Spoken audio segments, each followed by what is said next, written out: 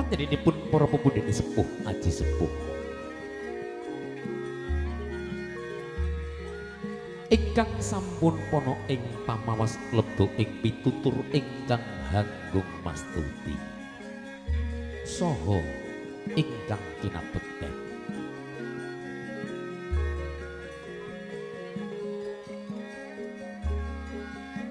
pandrenipun para priyagung jaraning nata para sarjana sujananing budi para pangemban pangbating praja satriyaning nagari ingkang pantes pinundi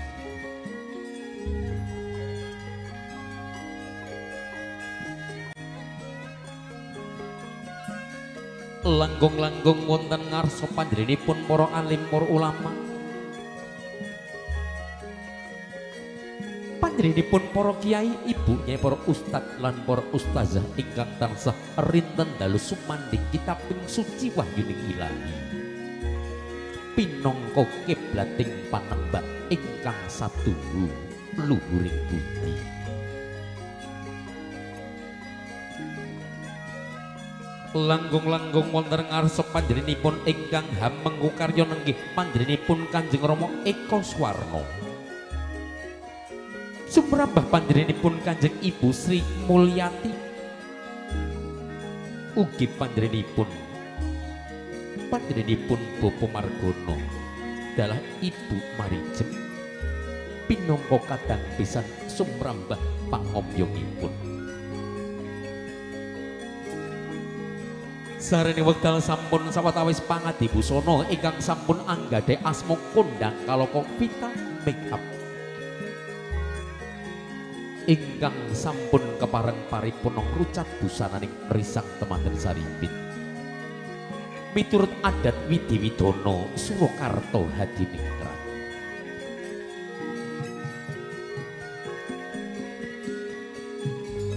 panding pancorot pancorong busananipun risang temanten Sarimpit risang temanten kakung binagus Ilham Wahyudi ASP saya cedhak saya cetha saya caket saya ngalila sak sampunipun risang temanten kakung lumebet wonten ing madyaning bahagia keparenga panjenenganipun pangadi busana ingkang kaleresan den pandhegani panjenenganipun Mbak Vita Makeup sageta kepareng hamar titisaken risang temanten putri Kenyo Ayu Siti Islahus Saktiah SH sageta mandhap saking Sitinggil Binaturata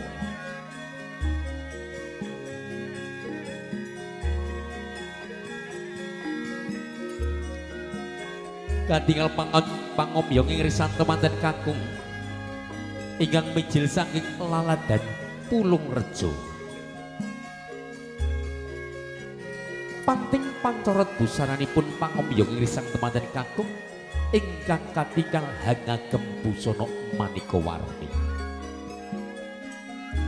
sajaipun badhe kaleksanan tumapak ing adicara daup keparenga panjenenganipun pangadi Wirapeta Swara sageta hanggantos salah setunggaling gangsa arupi gangsa Kebugiru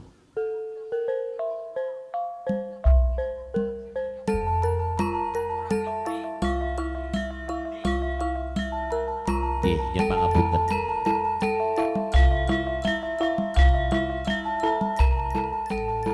kanthi jemlenggunging ungling gangsa ingkang dipunaturaken pangadi Wirapeta Swara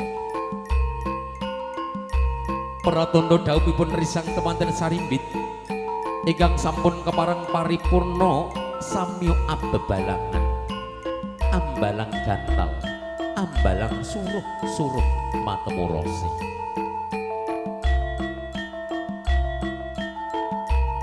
yen pangapunten kaleresan panjenenganipun kadang pisan sutresna menika mijil saking Laladan Blok D Giripurna yen pangapunten sak sampunipun risang temanten Sarimbit kaleksanan tumapak ing adicara daup Risang temanten putri ingkang sampun kepareng anjengku katingal sumembah astanipun.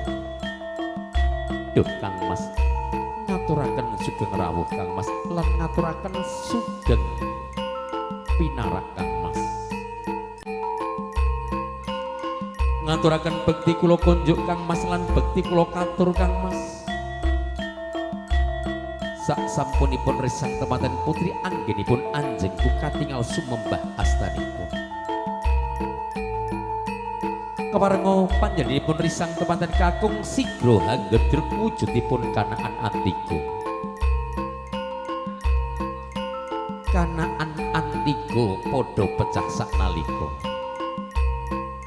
Pratandha risang temanten saribit pecah saking panggulawenting Rama.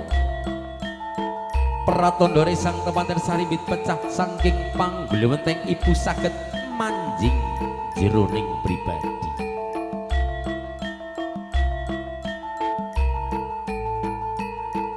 Sasampunipun kaleksanan tumapak ing adicara daup keparenga keng Rama dalageng ibu saged ambayong nak temanten saribit minggah wonten ing Sitinggil Binaturata.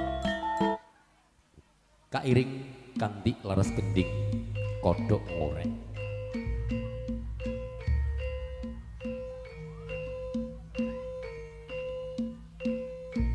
Nuwun sagunging para lenggah para rawuh.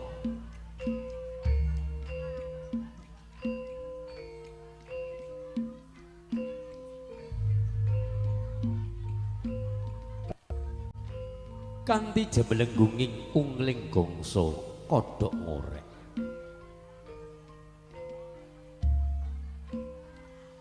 Sak sampunipun kaleksanan tumapak ing adicara daup keparenga pangadi busana pita makeup saged hamar titisaken risang temanten saribit badhe kaboyong keng Rama dalageng ibu kanthi elon-elonan minggah wonten ing Sitinggil Binaturata.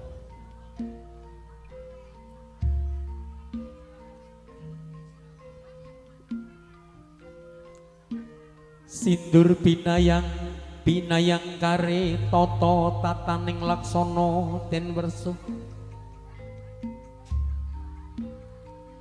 nurut jumbuh ngendikaning para winasih sarjana sujana ing amyajin mono ing maruta nenggih Ki Hajar Dewantara.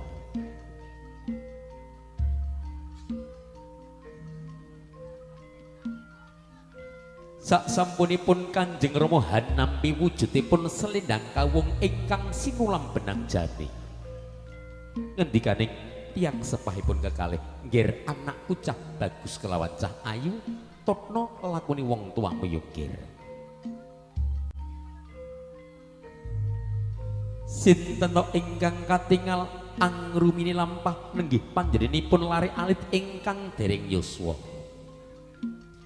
Lari alit ingkang dereng yuswa ingkang katingal kembar pasuryanipun kembar busananipun ingkang saged den wastani patah sak kembaran.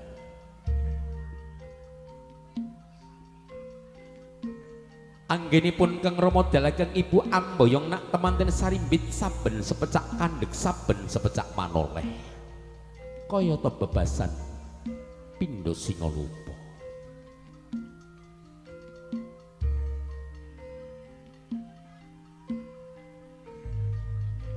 Sak sampunipun risang temanten saribit kaboyong kang Rama dalageng ibu minggah wonten ing Sitinggil Binaturata. Keparenga panjenenganipun Kanjeng Rama dalah Kanjeng Ibu saged anglenggahaken putra putrinipun wonten ing kursi gading dampar kencana.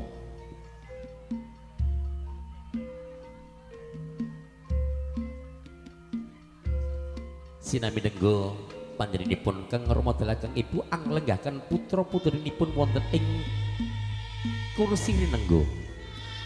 Kagem panjenenganipun Bapak Ibu tuwin pangombyong ing risang temanten kakung ingkang mijil saking laladan Blok D Giripurna. Mbok bilih maksih wonten ing samping kanan kirinipun wisma bahargian. Mugi kepareng saged lumebet wonten ing madyaning bahargian saged kepareng anglenggih wonten ing papan palenggan ingkang sampun samakta.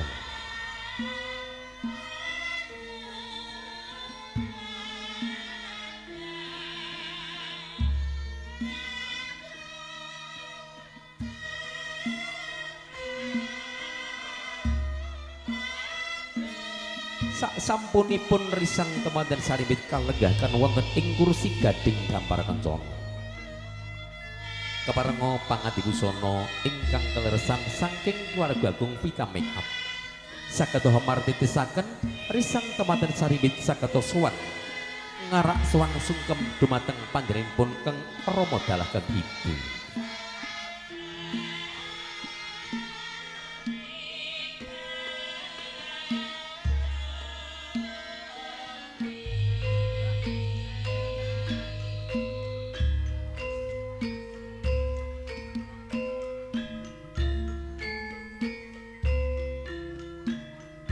Risang temanten saribit katingal mandhap saking palenggahanipun. Tansah katingal pangati-ati ngarak swan sungkem dumateng panjenenganipun Kanjeng Rama dalah Kanjeng Ibu. Duh Kanjeng Rama. Ngaturaken bekti kula kunjuk Kanjeng Rama lan bekti kula katur Kanjeng Ibu. Nggih. Anakku kelorone cah bagus kelawan cah ayu. Rumangsa kadodok rasaning atiku nggih. Rumangsa kadodok rasaning atiku nggih wong tuamu ngerti jaman cilikanmu sliramu tansah tak lelitik. Saiki tumekaning dewasa ngerti sejatining urip lan ngerti bekti marang wong tuamu, anakku cah bagus kelawan cah ayu.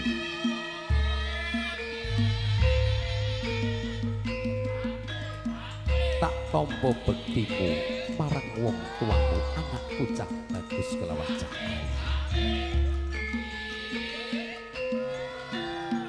Nanging welingi wong tuamu tumrape anakku klorone cah bagus kelawan cah ayu.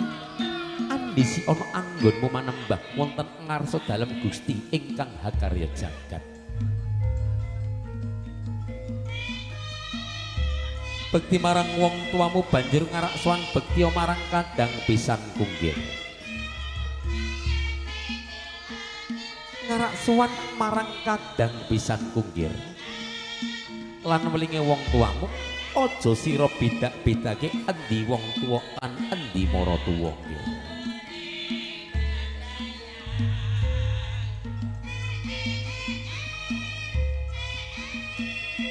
Wong tuamu ya tetep wong tuamu, mara tuamu ku ya tetep wong tuamu, anakku cah bagus kelawan cah ayu.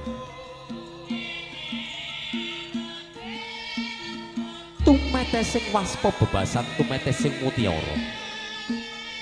Kang Rama dalaken ibu kanthi mongkok bombong manahipun sak sampunipun hanampi sungkemipun nak temanten saribit. Ingkang sampun mangertosi putra putrinipun sampun katingal dewasa.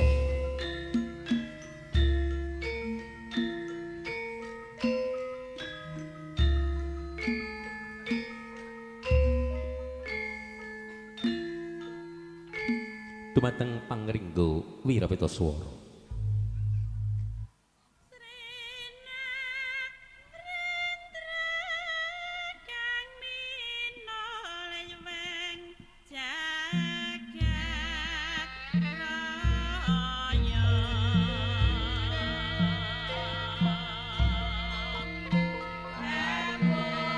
Kanthi jemelenggunging ongling gongso ketawang Sri Nalindra ingkang sampun dipunaturaken pangadi Wirapetaswara logis audio ingkang kaleresan den pandegani panjenenganipun Mas Amir.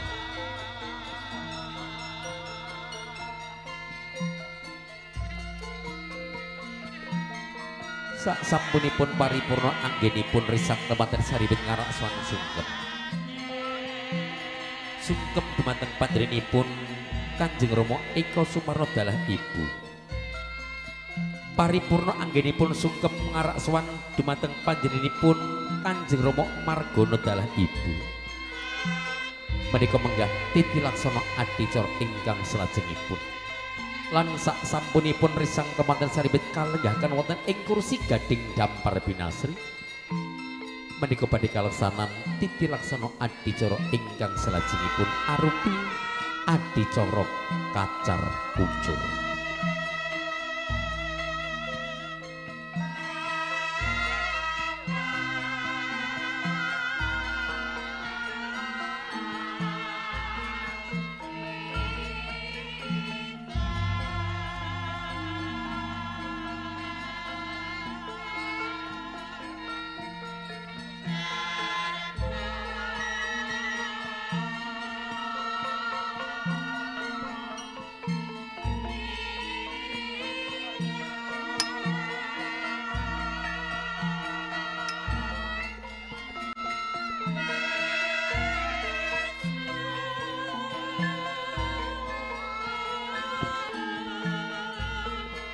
Dungkap titi laksana adicara ingkang salajengipun arupi adicara kacar kucur.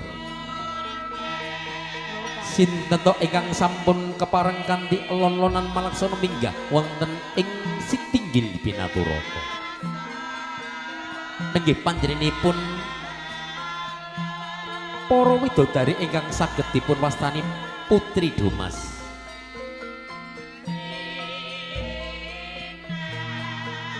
Kacar kucur. Tetembungan kacar kucur ateges kacang kawak dele kawak.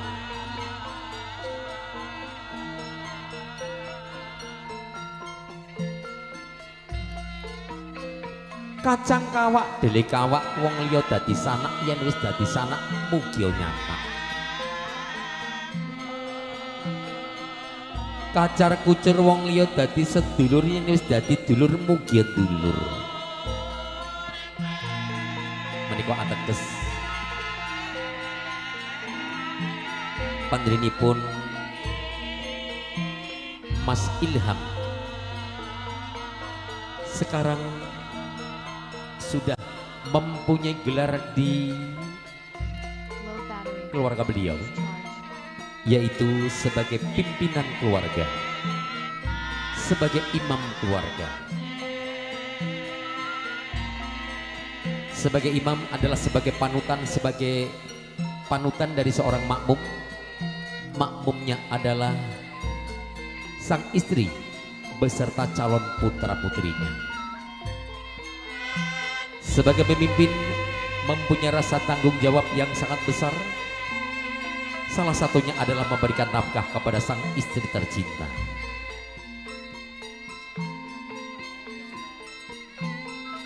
Pun paripurnaning risang kemanten saribet ngleksanani tumapak ing adicara kacar kucur. Menika ndungkap titi laksana adicara ingkang salajengipun arupi adicara dahar klimah, dahar walimah.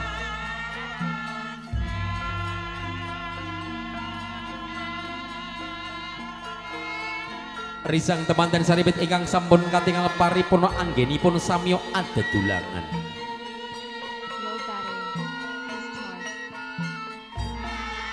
Ingkang sampun kepareng ngleksanani tumapak ing adicara dahar klimah, dahar walimah samya adedulangan. Keng raka andulang keng garwa. Semanten ugi kosok wangsulipun keng garwa andulang keng raka. Artinya dua insan yang berbeda.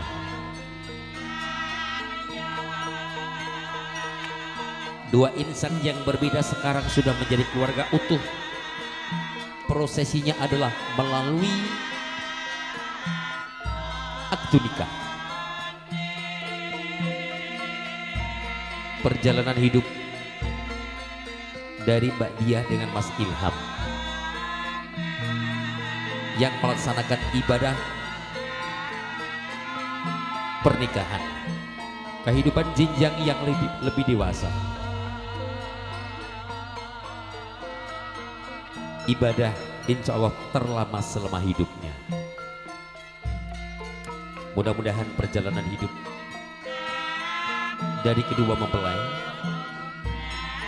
Mbak Dia berserta Mas Ilham senantiasa nantinya bisa menjadi keluarga yang samawa, keluarga yang bisa untuk saling memberi, keluarga yang bisa untuk saling asah dan saling asuh, keluarga yang bisa untuk saling melengkapi, keluarga yang bisa untuk saling memberikan apresiasi kelebihan masing-masing, keluarga yang bisa untuk saling memaklumi kekurangan masing-masing.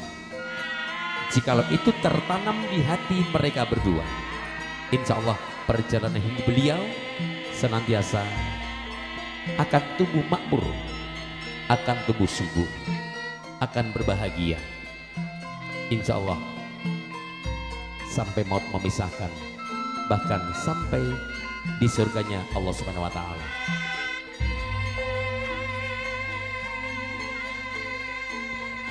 Dumateng sagunging para lenggah para rawuh makaten menggah upacara ning dhawuhipun risang temanten saringgit hawit kaboyong lumebet wonten ing madyaning bahagia tumapaing adicara dhawuh ingkang sampun kaboyong minggah wonten ing Sitinggil Binaturata adicara sungkem pangabekten kacar kucur dahar imah dahar walimah unjuk antar tawening tuwin bedah ingkung sajaipun sampun paripurna ing mriki bopili wonten kirang tatas titi sing basa bopili wonten galap kang sulipun anggen kula matur ingkang kirang nuju brana kawula nyuwun agunging sih samudra pangaksama mekaten ingkang saged kula aturaken nuwun kawula nuwun.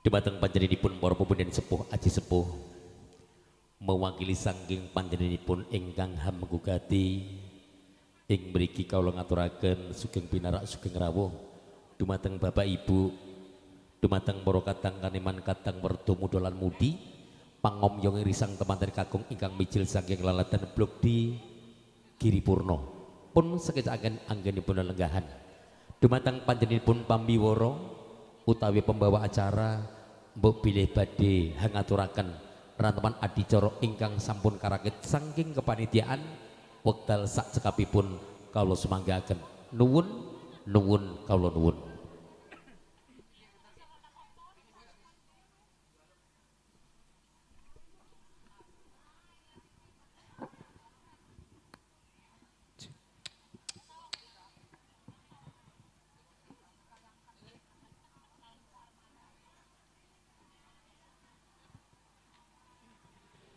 Assalamualaikum warahmatullahi wabarakatuh.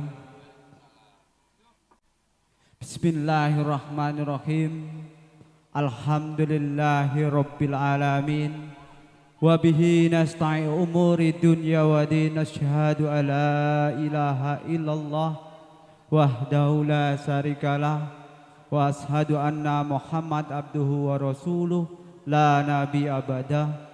Rabbi sholli sadri wa yassirli amri wahlul 'uqdatam min lisani yafqahu qawli amma ba'du. Kula nuwun dumateng para sesepuh aji sepuh para pepundhan ingkang kinabekten dumateng para alim para ulama para kiai ingkang rinten lan dalu sinanding kitab suci wayune Ilahi Robbi ingkang tansah kaula bekteni fatwah-fatwahipun dumateng pengemban-pengembane prada sadating negari ingkang tansah kaula aosi dumateng Bapak Lembaga Adat Desa Sarimulya ingkang tansah kaula aosi dumateng rombongan Sri penganten kakung saking telatah Giri Purno ingkang dahat kinurmatan dumateng sedaya rawuh kakung suwana putri ingkang tansah bagya mulya.